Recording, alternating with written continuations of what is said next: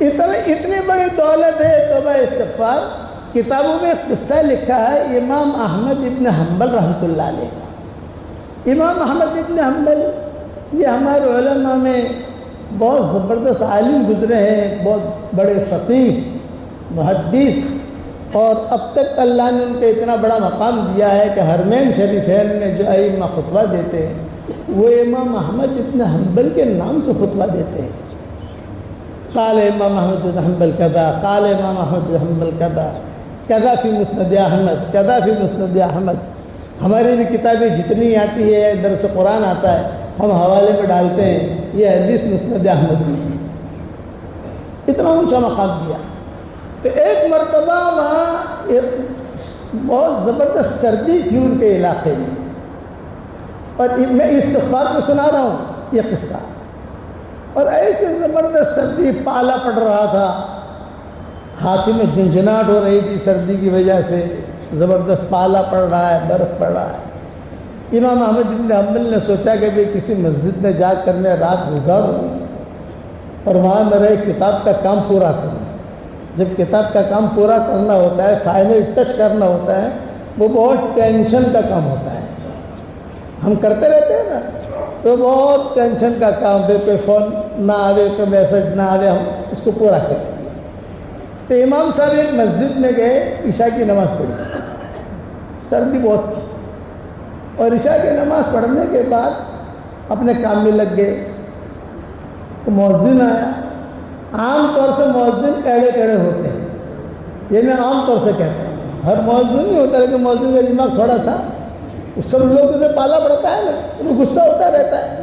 وہ آیا مؤذن، اور اس مؤذن نے آ کر کہا کہ بڑے میاں، ہماری مسجد کا قانون ہے عشاء کی نماز کے 1 گھنٹے بعد مسجد ہم بند کر دیتے ہیں. اب مسجد خالی ہو رہی ہے، آپ بھی جائیے. امام احمد بن حنبل نے کہا، یہ امام احمد بن حنبل خود سناتے تھے اپنا قصہ. امام احمد بن حنبل رحمۃ اللہ علیہ نے کہا کہ بھائی تو مجھے یہاں سے کیوں نکال رہا ہے؟ بولے ہماری مسجد کا قانون ہے. امام صاحب نے کہا یہ امام جس نے نماز پڑھائی عشاء کی، یہ میرا شاگرد ہے، میرے پاس پڑھا ہے، میں نے اس کو حدیث کی سند دی ہے. تو مؤذن کہنے لگا کون امام کر، ہم تو نہیں جانتا، ہم تو مؤذن ہیں، مانگی ہیں، ہم کو تو بھی آرڈر مسجد خالی کریں گے، آپ جاؤ یہاں سے، ہم نہیں جانتے تمہارے امام ہم کو کچھ. خیر امام احمد بن حنبل رحمۃ اللہ علیہ نے اپنے بڑھاپے کی وجہ سے وہ جو اوراق تھے وہ اٹھائے، ایک برف نیچے گرا، ایک برف اوپر گرا، سب جو سمیٹا اس کو، اور سمیٹ کر امام صاحب کہتے تھے میں باہر نکلا. جب باہر نکلا تو ایسے زبردست سردی تھی، اب کیا کروں، کوئی پہچان والا نہیں، سردی بہت ہے، لوگ اپنے اپنے دروازے بند کر کے سو گئے ہیں. میں بڑا پریشان، بہت پریشان، بہت پریشان. جہاں وضو کرنے کی جگہ ہوتی ہے وہاں چھوٹا سا سائبان تھا، میں اس کے نیچے بیٹھ گیا، اور برف گر رہی تھی. اپنی کتابیں بچائیں گے، اگر میں نے کتابوں کو نہ بچاتا تو میری زندگی بھر کی محنت ضائع ہو جاتی، پانی گرتا.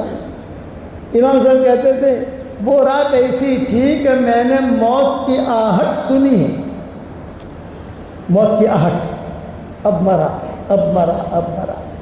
اسی مسجد کے باہر ایک بڑے میاں کا تندور تھا، خباز، جو تندور گرم گرم روٹیاں بناتا ہے، وہ بھی اپنا تندور بند کر کے نیچے دکان، اوپر مکان، چلا گیا تھا اوپر. اس نے دیکھا کہ کوئی آدمی پریشان ہے، تو اس نے کہا او بڑے میاں مر جاؤ گے، برف پڑ رہی ہے، تلج عربی میں کہتے ہیں برف کو، تلج برف پڑ رہی ہے، مر جاؤ گے، آپ میرے پاس آ جاؤ. خیر میں نے ساری کتابیں اٹھائی، میں وہاں چلا گیا. وہ خباز جو ہے وہ سمجھدار بھی تھا، دیندار بھی تھا. اس نے مجھے پہچانا نہیں، میں نے اس کو پہچانا نہیں. اور پھر جو ہے اس نے بہت اکرام کیا، یہ روٹی گرم گرم کھا لو. اس وقت جو سالن تھا چھوٹا موٹا وہ دے دیا. کہا تم آرام سے سو جاؤ، میں بھی یہی سویا ہوں، کوئی ضرورت ہو تو مجھے جگا دے.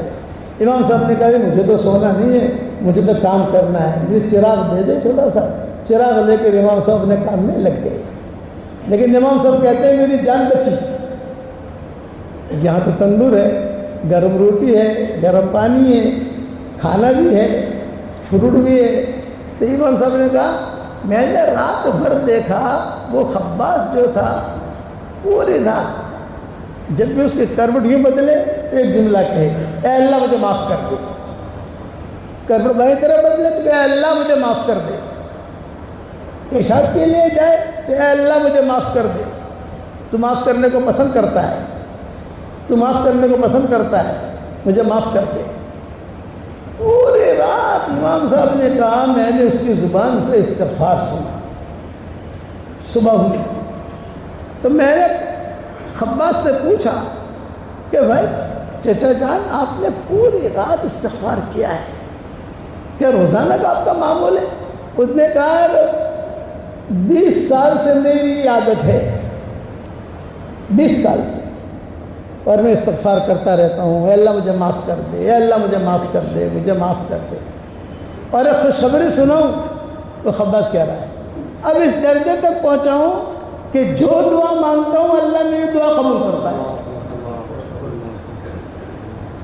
جو دعا مانگتا ہوں اب اس درجے تک پہنچ گیا ہوں کہ جو دعا مانگو اللہ قبول کرتا ہے۔ اس لیے 20 سال سے یہ جملے کہہ رہا ہوں رات کو میں، کروڑ مطلب کہ اللہ معاف کر دے، کھڑا ہوں تو اللہ معاف کر دے، بیٹھوں تو اللہ معاف کر دے، گھر والوں کو جگاؤں تہجد کے لیے میں جاگ جاؤ اللہ ہم سب کو معاف کر دے۔ اور 20 سال سے میں اس درجے پر پہنچا ہوں کہ ساری میری دعائیں قبول ہو گئی، ایک دعا قبول نہیں ہوئی ہے، میں انتظار میں ہوں کہ میری وہ دعا کب قبول ہوتی ہے۔ تو امام صاحب نے پوچھا کون سی دعا قبول نہیں ہوئی بھائی؟ یہ فرمایا 20 سال سے میں دعا کرتا ہوں کہ اے اللہ احمد ابن حنبل سے میری ملاقات کرا دے۔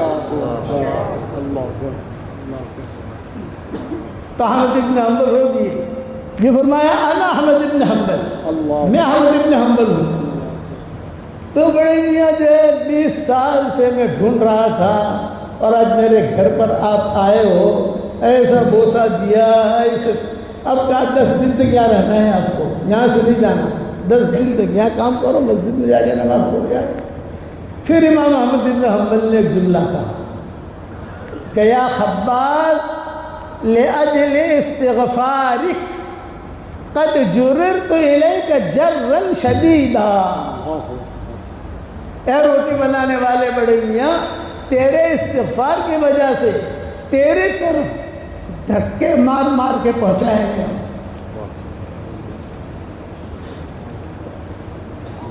یہ تیرے پانی کا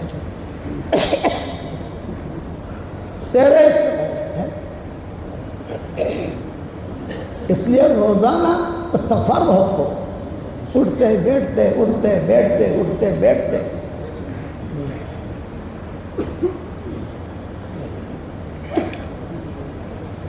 بسم اللہ۔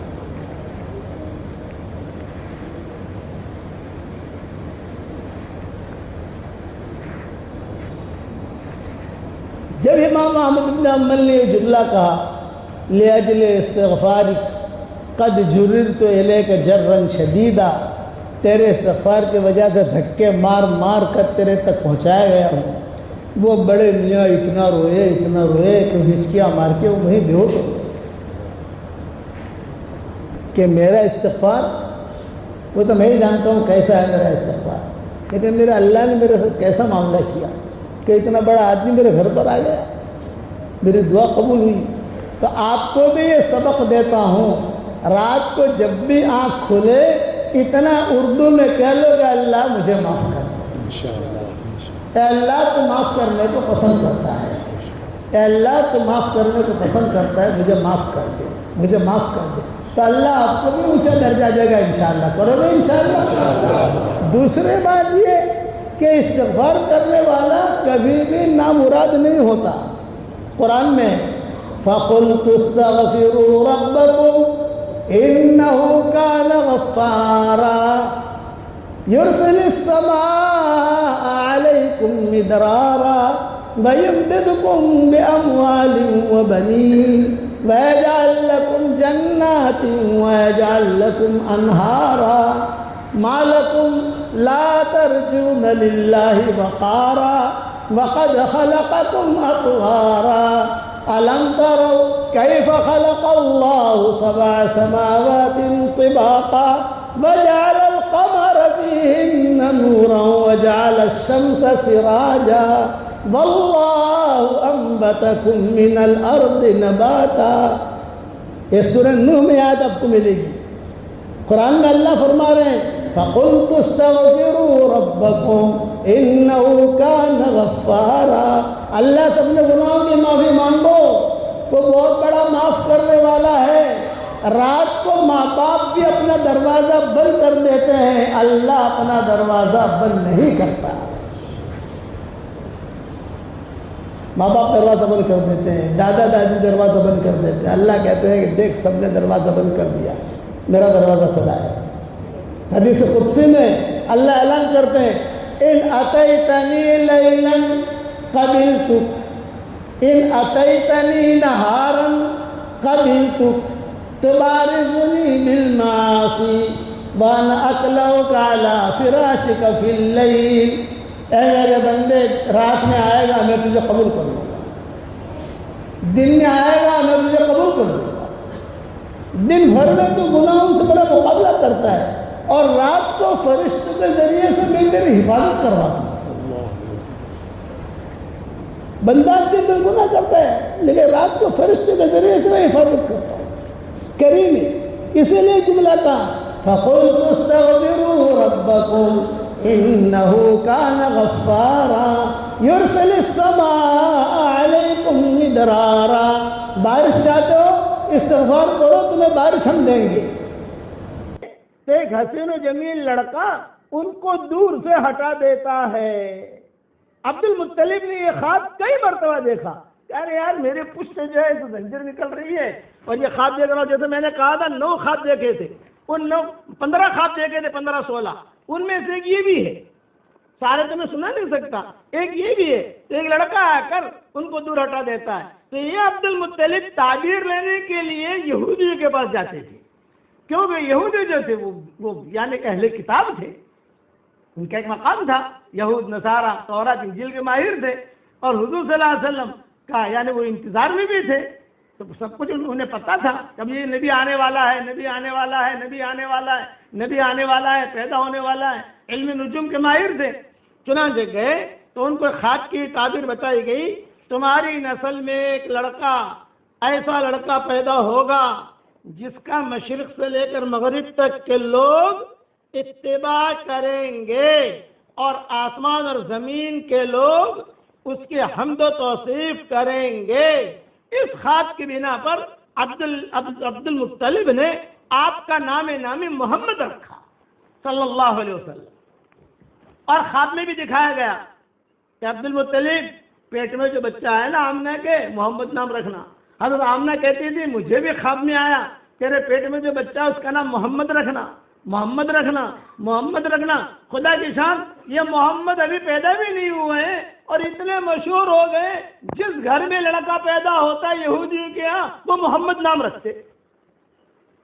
جو لڑکا پیدا ہو محمد محمد محمد محمد محمد، اور پھر جو وہ کہتے پھر ہمارے گھر میں محمد ہے، ہمارے گھر میں محمد ہے، محمد ہے. اب حضور صلی اللہ علیہ وسلم پیدا ہوئے تو آپ کے یعنی احمد نام رکھنا سب بھول گئے کہ حضور کو تو 2 نام تھے، محمد اور احمد. تو احمد نام رکھنا اتباع تو بھول گئے. پھر یہودیوں نے کہا کہ خالی محمد صرف محمد نہیں، محمد اور احمد. تم لوگوں نے احمد تو رکھا نہیں ہے، محمد رکھا ہے. یہ وہ محمد نہیں ہے جو آنے والا ہے، وہ الگ ہے. یہ ابن کثیر نے لکھا ہے. اب عبداللہ کا قصہ سنو کہ عبداللہ کے ساتھ یہ قصہ ہوا کہ کئی عورتیں، 200 کا تو میں نے تذکرہ کتاب میں پڑھ بھی لیا، آپ تو کہہ بھی دیا. 200 عورتیں چاہتی تھی کہ ہم سے نکاح ہو جاوے اور یہ نور ہمارے پیٹ میں منتقل ہو. چنانچہ ایک مرتبہ سارے یہودیوں نے میٹنگ کی مکہ مکرمہ میں، یہود نصارہ سب، اور انہوں نے کہا کہ یہی آدمی ہے کہ جو نبی کا باپ بننے والا ہے، عبداللہ، کسی طریقے سے اس کو قتل کر دو. تو پلاننگ کی انہوں نے. پلاننگ کر کے حضور صلی اللہ علیہ وسلم کے والد کو شوق تھا شکار کھیلنے کا، جیسے بچوں کو شوق ہوتا ہے، کسی کو تیرنے کا شوق ہوتا ہے، کسی کو کار چلانے کا شوق ہوتا ہے، کسی کو گھومنے پھرنے کا شوق ہوتا ہے، اور کسی کو جو ہے خواہ واہ واہ کرنے کا شوق ہوتا ہے، ہر ایک کے شوق الگ الگ ہوتے ہیں. ان کا شوق تھا یہ شکار کھیلنے کے لیے جاتے تھے، اور ان کے والد جو تھے یعنی عبد المطلب یہ بھی ہمت افزائی کرتے تھے، بیٹا جاؤ شکار کھیلو، جاؤ جاؤ جاؤ جاؤ شکار کھیلو، جاؤ شکار کھیلو جاؤ. ہرن لے کے آتے تھے، وہاں سے دور دور جا کر ہرن کو مار کے لے کے آتے تھے. تو یہ شکار کھیلنے گئے اتفاق سے عبداللہ، اور وہ یہود نصارہ انتظار میں تھے. سب یہود نصارہ نے ایک جو ہے ٹولی بنا دی، اور ٹولی بنا کر ان کو گھیر لیا، اور سب نے کہا اقتلو اقتلو اقتلو، قتل کرو قتل کرو. اتنے میں یہ آمنہ کے جو والد تھے یہ بھی وہاں بکریاں کرا رہے تھے، یہ بھاگے بھاگے آئے حضرت آمنہ کے والد، اور انہوں نے کہا یہ کیا کر رہے ہو، یہ تو ہمارے مکہ کا لڑکا ہے. کیا یہ تو ہمارے مکہ کا لڑکا ہے، یہ کیا کر رہے ہو تم لوگ، ابھی حضور کا رشتہ نہیں ہوا تھا. تو یہ آمنہ کے والد جو ہے یہ بھاگے بھاگے آئے، اور بھاگے بھاگے آ کر سب کو جو ہے ہٹایا، سب کو مارا، اور حضور صلی اللہ علیہ وسلم کے والد کو پکڑ کر لا کر عبد المطلب کو دے دیا کہ تمہارا بچہ تو آج مر جاتا، آج میں نے ہی اس کو بچایا ہے. اور یہ کہ یہ سارے یہودی گھیرے ہوئے تھے. حضرت عبداللہ نے بھی کہا، تو علماء نے لکھا ہے اس وقت میں جو حضرت آمنہ کے والد کی نظر عبداللہ پر پڑی تو انہوں نے اپنی آمنہ کے لیے دعا مانگنی شروع کر دی کہ اللہ میں اسے داماد بنانا چاہتا ہوں، یا اللہ میں اسے داماد بنانا چاہتا ہوں، کہ میں اسے داماد بنانا چاہتا ہوں. یہ جو میں نے نیکی کی ہے اس کو بچایا ہے، بس یہ میرا داماد بنے، یہ میرا داماد بنے، یہ میرا داماد بنے. چنانچہ حضرت آمنہ کے ساتھ نکاح ہوا، قصہ تفصیل سے گزر گیا جو میں نے کہا ہے. اب جب یہ قافلہ یہاں سے روانہ ہوا، قریش جس میں عبداللہ بھی تھے شام کے لیے شام تک پہنچے. حضرت عبداللہ کو بیماری کیا تھی یہ بتاؤں، میں سمجھانے کے لیے کہہ رہا ہوں ٹی بی کی بیماری، یہ سمجھانے کے لیے کہہ رہا ہوں. اس زمانے میں ٹی بی شبی تو تھی نہیں یا ہوگی، سردی نزلہ زکام بخار، کھانے کی کوئی طبیعت نہ چلے، کوئی اچھا نہ لگے، جب دیکھو تو بخار، اس قسم کی حالت کے اندر وہ رہتے تھے. یعنی یہ کب ہوا ان کو، یہ جب سفر شروع ہوا، کچھ نکاح ہوا، نکاح ہونے کے بعد آمنہ کے ساتھ زندگی گزارنی شروع ہوئی، میاں بیوی والی زندگی گزرنی شروع ہوئی. کچھ ہی دن جو ہے وہ رہے تو عبد المطلب نے کہا کہ بیٹا اب تمہارا نکاح ہو گیا ہے، بیوی بھی آ گئی، بچہ بھی ہوگا، تو خرچے بڑھیں گے تمہارے، کوئی دھندا بندہ کرو. ابا کیا کرو دھندا، انہوں نے کہا شام جاؤ، چلو میں جماعت بناتا ہوں. تو ہاشم نے جو ہے شام جانے کی ترتیب بنائی تھی، ان کے عبد المطلب کے والد نے وہی ترتیب سے جو قافلہ روانہ کیا. یہ بھی گئے، لیکن اچھا شام پہنچے بھی، یہ نہیں کہ شام نہیں گئے، دھندا بھی کیا. اب دھندے میں نفع ہوا نقصان ہوا وہ بڑی تفصیل ہے اس کی، لیکن یہ کہ واپسی مدینہ منورہ آ کر انہوں نے قیام کر لیا اور سارا قافلہ واپس آیا. عبد المطلب انتظار میں تھے، پوچھا بھئی کہاں ہے عبداللہ، نے کہا وہ تو بیمار ہو گیا. چنانچہ آمنہ جو تھی یہ بھی انتظار میں تھی، کیا آئے گا آئے گا میرا شوہر آئے گا، میرا شوہر آئے گا. اطلاع ملی کہ نہیں طبیعت بہت خراب ہے ان کی. حارث کو بھیجا عبد المطلب نے، حارث یہ بڑا بیٹا تھا، یہ بھی دیر سے پہنچے، راستے میں ان کا بھی کچھ ساتھ کے ساتھ قصہ ہو گیا. حارث کا وہ گئے تو بھائی کو دیکھنے، وہاں کبھی وہاں جا کر عبداللہ کو دیکھوں، کوئی معاملہ ہو گیا، 10 دن میں پہنچنا ہے، 15 دن میں پہنچے، 20 دن میں پہنچے، دیر ہو گئی. وہاں جب پہنچے، وہاں پہنچ کر لوگوں نے کہا کہ بھئی ہم نے تو جو ہے عبداللہ کو بہت بچانے کی کوشش کی، وہ بچ نہیں سکا، اور نابغہ کے مکان میں ہم نے دفن کر دیا وغیرہ وغیرہ. اب یہ حارث کو یہ ہوا کہ باپ کو جا کر کیا کہوں گا اور بھابھی کو کیا کہوں گا. حضرت آمنہ تو بھابھی ہوئی، یہ کہا بھابھی کو کیا کہوں گا، باپ کو کیا کہوں گا، عبد المطلب کو کیا کہوں گا، مکہ والوں کو کیا کہوں گا. اچھا بعض لوگوں نے یہ بھی لکھا ہے کہ چونکہ جب یہ مدینہ آئے عبداللہ تو مدینہ تو یہودی سے بھرا ہوا تھا، تو بھرے ہوئے تھے یہودی، وہ بھی دیکھنے آتے تھے. ہاذا ہوا تھا، ہاذا ہوا تھا، ہاذا ہوا تھا، ہاذا ہوا تھا. یہی ہے وہ نبی کا جو باپ ہے وہ یہی ہے، نبی کا جو باپ ہے وہ یہی ہے. وہ کیسے پہچانتے تھے؟ تو بعض علماء نے لکھا ہے کہ ان کی پیشانی پر یا ان کے ہاتھوں پر یا ان کے ہونٹ پر یا ان کے ناک پر یا کان پر جو تل تھے وہ تل سے پہچانا انہوں نے کہ یہ ہے. ہماری کتابوں میں یہ لکھا ہے، یہ آخری نبی کا ابا یہ نظریں بھی لگی، بیماریاں بھی. چنانچہ ہاشم یہ عبداللہ کا تو مدینہ منورہ میں انتقال ہوا، اب یہاں انتظار میں مکہ والے کہ کیا ہو رہا ہے، کیا خبر آتی ہے، کیا خبر آتی ہے۔ کتابوں میں لکھا ہے کہ جب عبداللہ کے انتقال کی خبر لے کر یہ حارث مکہ مکرمہ پہنچے تو یہ ڈر رہے تھے کہ سب سے پہلے میں کس کو خبر کروں، کیوں؟ اس لیے کہ آمنہ کا گھر یعنی عبداللہ کا گھر اور عبد المطلب کا گھر دونوں گھر قریب تھے۔ عبد المطلب کو تو عبداللہ سے بہت محبت تھی، اپنے پاس ہی رکھتے تھے، جس بچے سے محبت ہوتی ہے اپنے قریب میں ہی رکھتے ہیں اس کو۔ تو کہا کہ میں آمنہ کے پاس جاؤں یا عبد المطلب کو کہوں، چنانچہ سیدھے باپ کے پاس آئے۔ اب جب باپ کے پاس آئے تو حضرت آمنہ ہی بھاگی بھاگی آ گئی، قریب قریب میں تو تھا ہی، بھاگی بھاگی آ گئی، بھائی کیا خبر ہے عبداللہ کی، کیا خبر ہے، عبداللہ کہاں ہے، کیسی طبیعت ہے ان کی۔ اور انہوں نے آہستہ سے کہا اپنے ابا سے کہ ابا بھائی کا تو انتقال ہو گیا ہے۔ جب آمنہ نے یہ سنا تو ظاہری بات ہے کہ فکر ہوئی، یہ غم ہوتا ہے، فطری چیز ہے، اور حمل بھی تھا۔ حضور صلی اللہ علیہ وسلم پیٹ میں آ چکے تھے، خواب تو اچھے اچھے آ رہے تھے، لیکن شوہر کا چلے جانا یہ بھی بڑی چیز ہے۔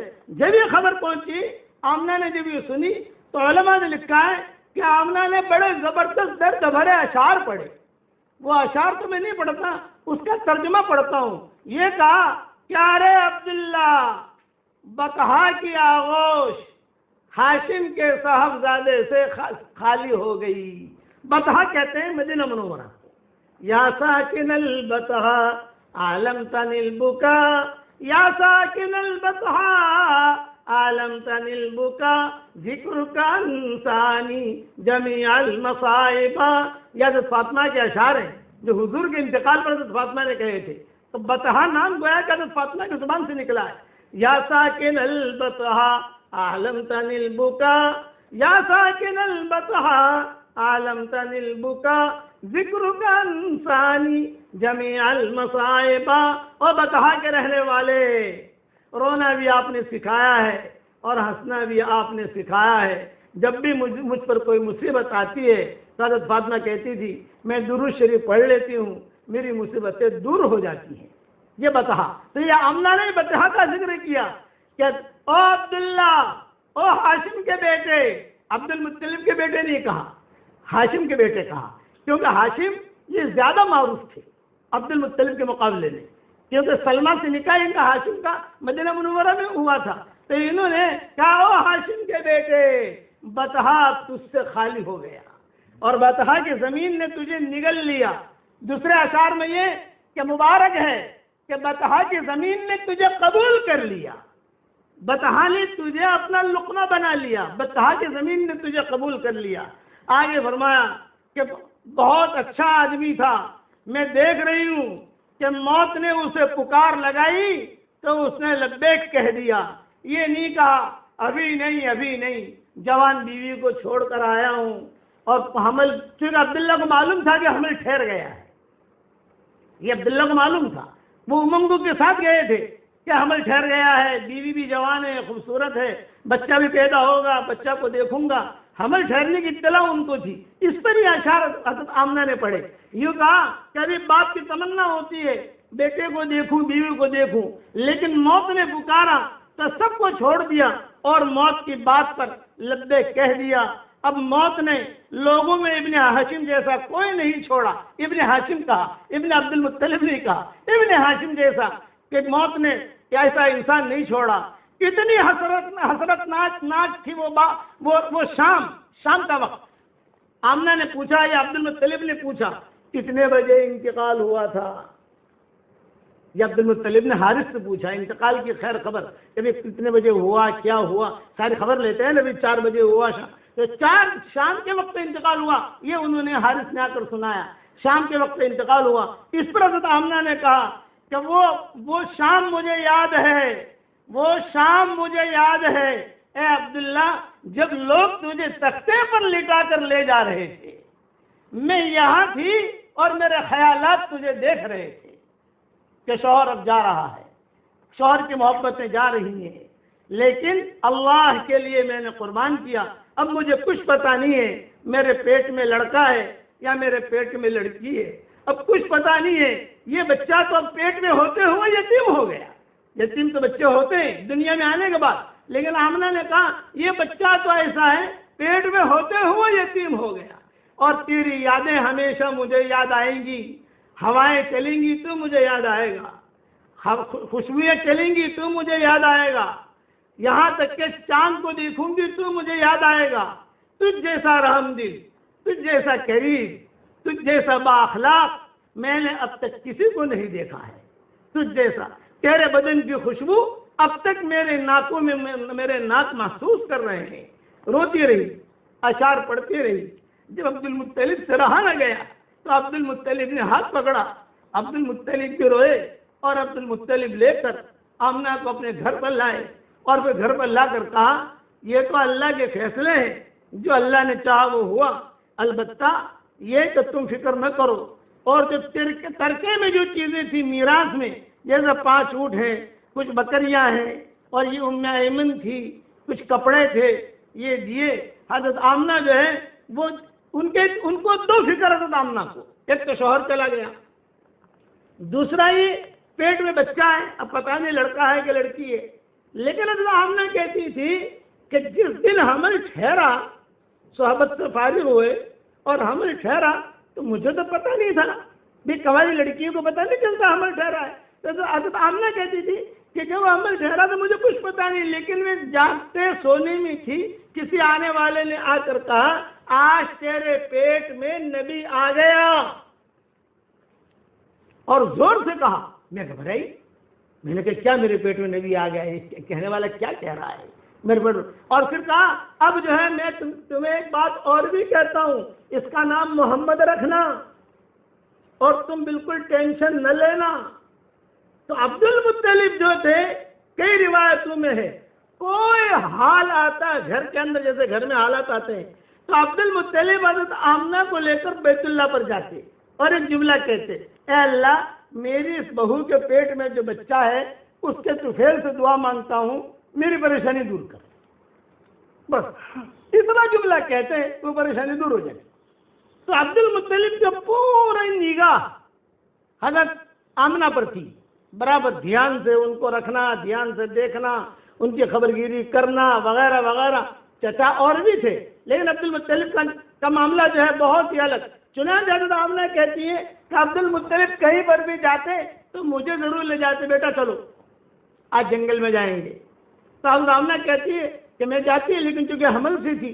حضرت آمنہ ایک بات اور کہتی تھی، عام طور سے عورتوں کا حمل میں تکلیف ہوتی ہے، لیکن میرا حمل بہت ہلکا پھلکا تھا، کوئی تکلیف نہیں، جیسے الٹیاں ہوتی ہیں، پاؤں درد کرتے ہیں، بخار آتا ہے، ڈکاریں آتی ہیں، آپ نے کہتے ہیں مجھے کبھی الٹی نہیں ہوئی، کبھی بخار نہیں آیا، بالکل ہلکا پھلکا۔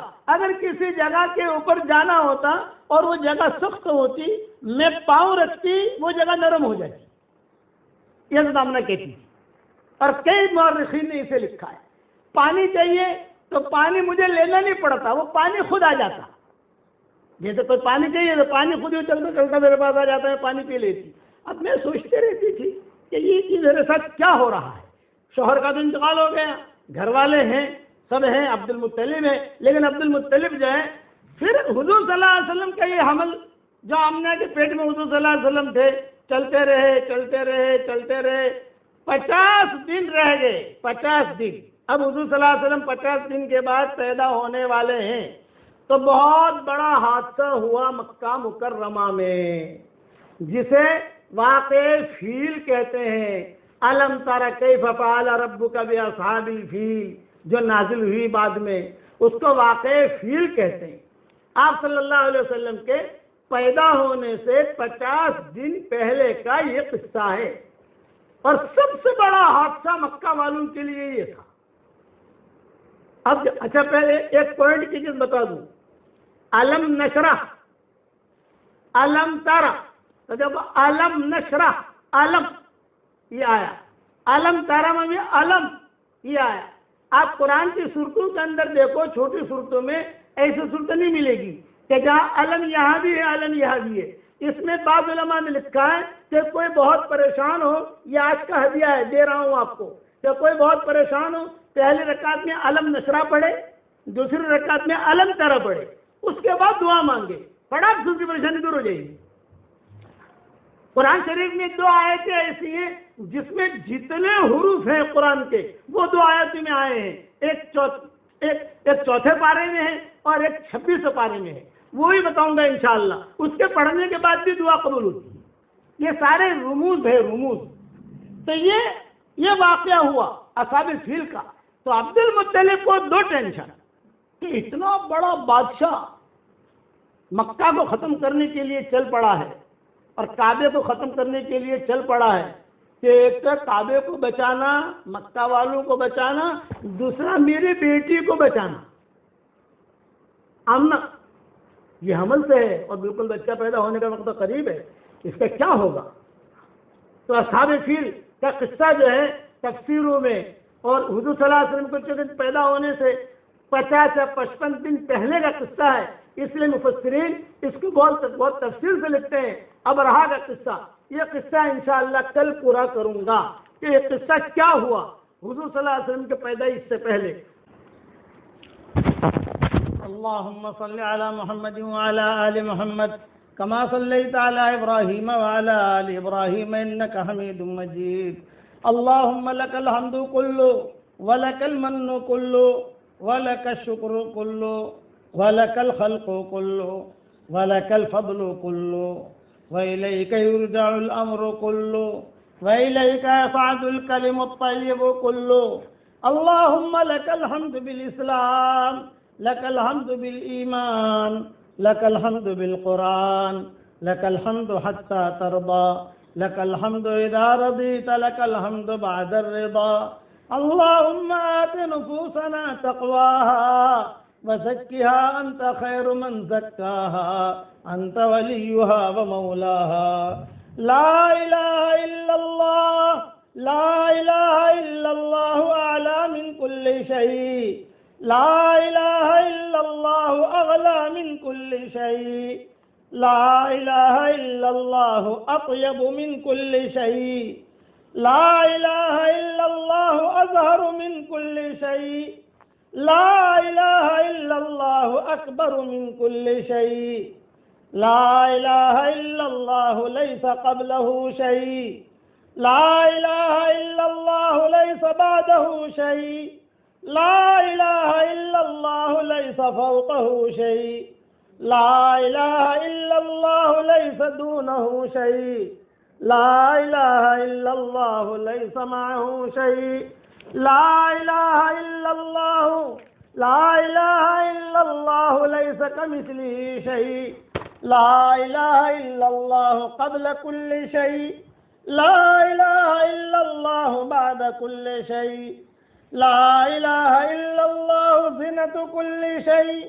لا إله إلا الله سعة كل شيء لا إله إلا الله المحيط بكل شيء لا إله إلا الله الباقي بعد فناء كل شيء لا إله إلا الله في قلوبنا لا إله إلا الله في قبورنا لا إله إلا الله في أسماعنا لا إله إلا الله في أبصارنا لا إله إلا الله في موتنا لا إله إلا الله في حشرنا لا إله إلا الله في نشرنا لا إله إلا الله حمايتنا لا إله إلا الله وقايتنا لا إله إلا الله دواؤنا لا إله إلا الله شفاؤنا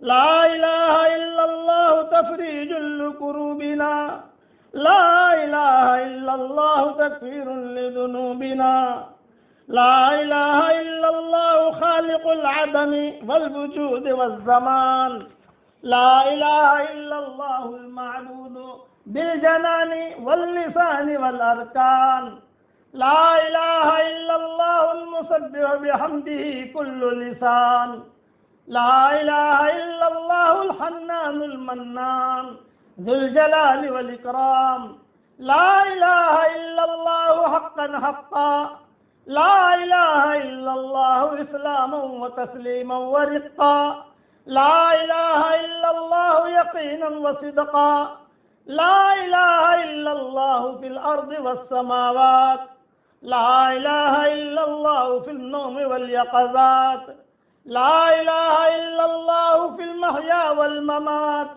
لا الہ الا اللہ فی الصحب والسکرات، لا الہ الا اللہ فی العمد والہفوات، لا الہ الا اللہ فی جمیع اللحظات، لا الہ الا اللہ علی سائر الحالات، لا الہ الا اللہ بہا نحیا وبہا نموت وبہا نلقى اللہ عز وجل عدد الشفع والوتر، عدد الشفع والوتر، عدد الشفع والوتر۔